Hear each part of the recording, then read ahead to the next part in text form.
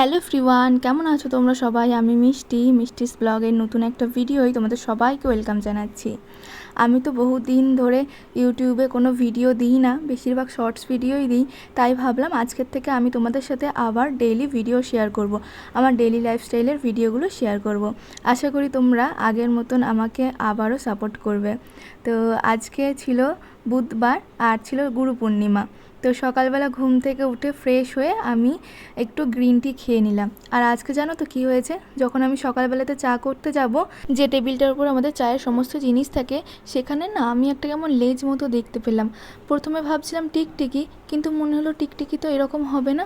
তখন আমি মাকে ডাকতেই মা বলছে হয়তো টিকটিকি, কিন্তু বারবার মাকে যখন বললাম না তুমি একবার আসো দেখে যাও এটা কী জিনিস, তখন মা দেখে হ্যাঁ ওটা সাপ। আমি সব থেকে বেশি ভয় পাই সাপে, জানো তো। তারপর আমাদের পাশের বাড়ি একটা জেঠু এসে ওটাকে বাইরে বার করে দিল। আর সমস্ত জিনিসপত্র সরানো হয়েছে, তো এই জায়গাটা খুব নোংরা হয়ে গিয়েছে এখন, তাই আমি এই সবগুলো এখন পরিষ্কার করব। আর আজ বললামই গুরু পূর্ণিমা, তাই পাপা কালকে ফল মিষ্টি বাজার করে এনেছে। মা এখন ঠাকুরকে একটু ফল মিষ্টি দিয়ে পুজো দেবে। আর আজকে না মা উপোসও করবে, আজ মা ভাত খাবে না, রুটি বা লুচি এইসব কিছুই খাবে। মা গুরু পূর্ণিমা খুব একটা করে না, এই বছর করছে। মা যেহেতু পুজো করতে চলে এসেছে, তাই বাইরের সমস্ত কাজ এখন আমি করছি, মানে ঘর বারান্দা ঝাড় দেওয়া, মোছা। আর যেহেতু সকালবেলা সাপটা দেখেছিলাম, তাই ওখানে সমস্ত জিনিসপত্রগুলো পরিষ্কার করতে হবে, ভালো করে মুছতে হবে। তো আমি ঘেমে পুরো একাকার হয়ে গেছি। আর সকালে মা জামা কাপড় কেচে দিয়েছিল, অনেকক্ষণ ধরে ভাবছি মেলতে আসবো, কিন্তু একবার রোদ উঠছে, একবার বৃষ্টি হচ্ছে, একবার মেঘ করছে বলে আসতে পারছিলাম না। এখন দেখি একটু রোদটা উঠেছে, তাই আবার জামা কাপড়গুলো নেড়ে দিয়ে গেলাম। জামা কাপড়গুলো নেড়ে দিয়ে আমাদের উপরের গাছে যে ফুলগুলো ফুটেছে সেগুলো নিচেই নিয়ে যাব, মা এখন পুজোই দেবে।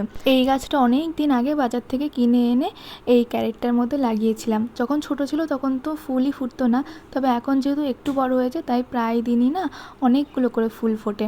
তো আমার ফুলগুলো তোলা হয়ে গেছে। আর ছাদে কিছু পর্তুলিকা গাছ আছে, এই গাছগুলো আমার খুব ভালো লাগে। একবার বাজার থেকে কয়েকটা কিনে এনেছিলাম, 3-4 রকমের কালার ছিল, এনেছিলাম। তো দেখো কি সুন্দর লাগে ফুলগুলো, বেশ কয়েক রকমের কালারের ফুল আছে। এরপর নিচে এসে দেখি মা পুজো দিচ্ছে। আমার পাপা না একদম উপোস করা, বেশি পুজো করা এগুলো পছন্দ করে না। মানে ভগবানকে যেটুকু দেওয়ার দরকার সেটুকু ঠিক আছে, কিন্তু আমরা যখন পুজো করি বা উপোস করি, তখন আমার পাপা ঠাকুরের জন্য অনেক অনেক ফল মিষ্টি নিয়ে আসে। তো এই দেখো আজকে যেমন কত ফল মিষ্টি নিয়ে এসেছে, মা আজকে পুজো দিল। টেবিলটা আমি ভালোভাবে মুছে পরিষ্কার করে নিয়েছি আর গুছিয়েও দিয়েছি। সকালে মা আজকে সাদা আলুর তরকারি আর লুচি করেছে, অনেক দিন পরে সাদা আলুর তরকারি খাবো। দুপুরে আজকে নিরামিষই হবে, ফ্রাইড রাইস বানাবে আর তার সাথে আলুর দম বানাবে। তাই আমি সমস্ত সবজিগুলো কেটে দিয়েছি, আর চালটাও এবারে ভিজিয়ে ফেলবো। আজকে মা আটা দিয়ে লুচি বানিয়েছে। আটার লুচি খেতে ভালোই লাগে, ময়দা না আমার খুব একটা এখন খেতে ভালো লাগে না, মাঝে মধ্যে ঠিক আছে, কিন্তু প্রায় দিন না খেতে ভালো লাগে না। এবারে আমি যাব স্নান করতে, স্নান সেরে এসে তারপরে যেতে হবে আমাকে পড়াতে। তো আমি রেডি হয়ে গিয়েছি, এখন বেরোবো, পড়াতে যাব। আজকে জানো তো খুব গরম লাগছে, এই কয়েকদিন বৃষ্টি হয়েছিল, ওয়েদারটা একটু ঠান্ডা ঠান্ডা ছিল। পড়িয়ে বাড়িতে এসে দেখি আমার মায়ের ফ্রাইড রাইসটা রান্না হয়ে গেছে। আমি রান্না করতাম, কিন্তু ওই যে পড়ানো ছিল আর সকালবেলা আমি আজকে অনেকগুলো কাজ করেছি, সেই জন্য আর করতে পারিনি। আজ মা ফ্রাইড রাইস আর তার সাথে কাশ্মীরি আলুর দম রান্না করেছে, আর দুটোই খুব ভালো হয়েছিল খেতে।